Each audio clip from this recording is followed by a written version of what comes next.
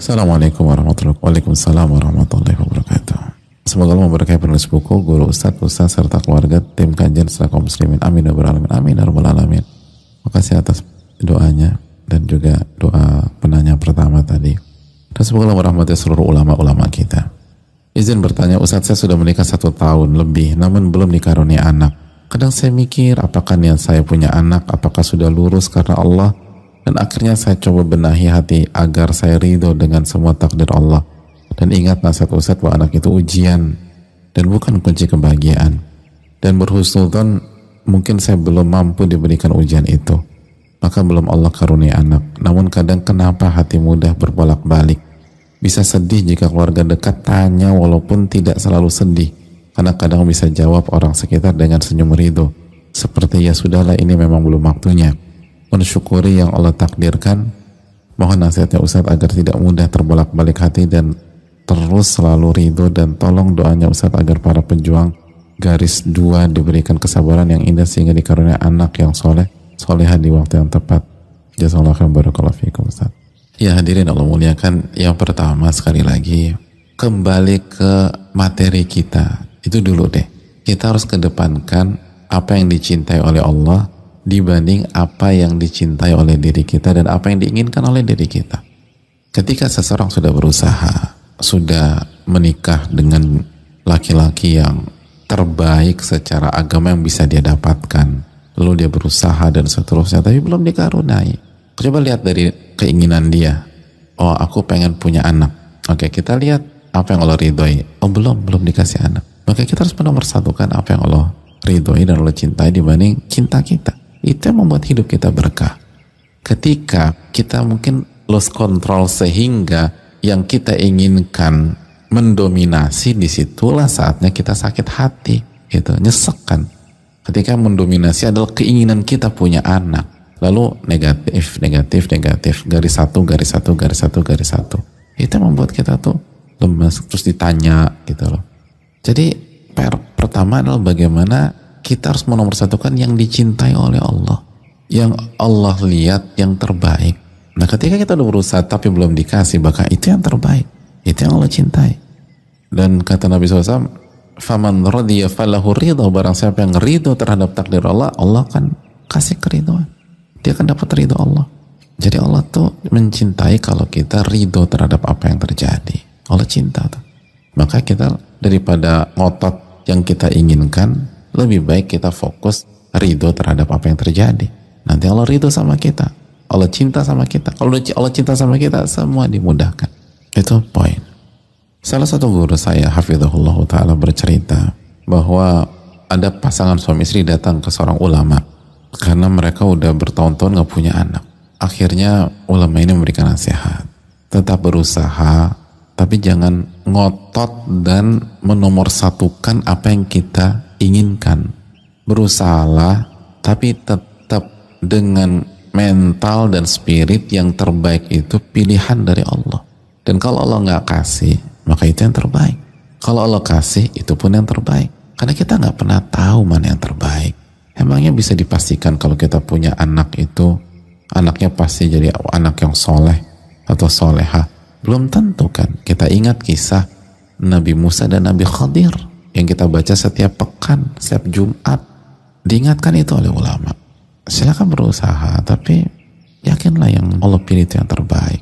Dan anak tuh ujian, kata beliau. Belum tentu kita bisa ngadepinnya. Allah yang maha tahu. Selesai itu. Tapi pasangan suami istri ini tetap ngotot, jemaah. Ngotot berikhtiar dan ngotot mengedepankan keinginan mereka dibanding mengedepankan iman kepada takdir Allah yang paling tahu yang terbaik buat saya, lalu ridho dengan apapun yang Allah pilih. Enggak, ini bukan ridho, ini ngotot harus punya anak. Hadirin yang Allah muliakan, qadar Allah kasih anak, hadirin, dikasih anak, oh senang banget, dan merasa pola mereka ini udah benar karena dapat kan. Manusia kan suka gitu kan, parameternya keberhasilan duniawi gitu, dapat anak, dapat benar kan. Emang kita harus pantang mundur dan ngotot mengedepankan yang diinginkan, bukan cari ridho Allah. Jadi pure keinginan manusia punya keturunan itu aja, nggak ada kaitannya dengan ridho Allah, dan mereka dapat itu. Lalu setelah dapat, mereka berusaha buktikan, mereka berusaha didik anak mereka dengan benar, dididik anaknya, bukan dicuekin, dididik, pendidikan terbaik dikasih, termasuk pendidikan agama, didik agama. Hadirin, begitu anaknya dewasa, durhaka anaknya, durhaka sampai pada titik bukan hanya mencaci maki orang tua, mukul orang tua, naudzubillah, mukul. Hadirin, itu orang tua mana yang nggak sakit hati, hadirin, dipukul sama anaknya. Jadi durhaka sampai tingkat itu, bukan durhaka kabur dari rumah lagi, durhaka kan bertingkat-tingkat, bukan diem aja ngeyel gitu, ini mukul, naudzubillah, naudzubillah. Dan yang semakin membuat orang tuanya terpukul, secara teknis mereka sudah kasih yang terbaik, dididik, diajarkan agama. Akhirnya sampai satu titik mereka sadar bahwa betul memang secara teknis mereka sudah berikan yang terbaik secara teknis, tapi secara hati ini semua dimulai dari mengedepankan ambisi pribadi, nafsu pribadi tentang anak dibanding cinta Allah Subhanahu wa ta'ala.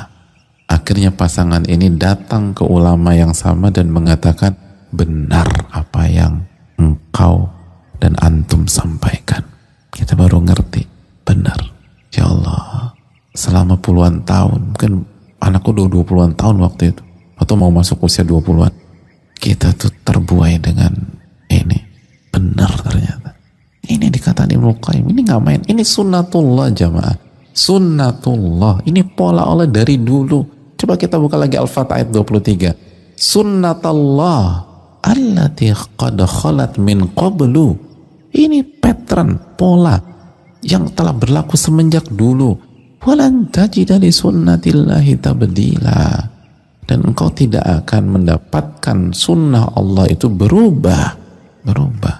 Orang yang tidak menomorsatukan cinta kepada Allah dan apa yang Allah cintai, berantakan jamaah. Walaupun secara teknis mungkin bagus, mungkin benar, tapi motif tuh nggak bisa bohong. Dan Allah Maha mengetahui, ya'lamu kha'inatal a'yun wa ma tukhfis sudur. Ayat yang sering kali kita sampaikan, hadirin yang Allah muliakan. Allah itu tahu pengkhianatan yang dibuat oleh mata dan apa yang disembunyikan di dalam hati. Surat Ghafir, surat ke-40 ayat 19. Sering kita ulang-ulang ayat ini, hadirin. Surat Ghafir, surat ke-40 ayat ke-19. Ya'lamu kha'inatal a'yun wa ma tukhfis sudur. Allah itu tahu pengkhianatan yang dilakukan oleh mata dan apa yang disembunyikan di dalam hati. Teknis boleh bagus, teknis boleh perfect, tapi ketika hati kita menomorduakan Allah, hati kita menomorduakan yang dicintai oleh Allah, dan menomorsatukan apa yang kita inginkan, apa yang kita mau, nafsu kita, Allah tahu. Dan hasilnya kalau buat sulit, ribet, jelimet,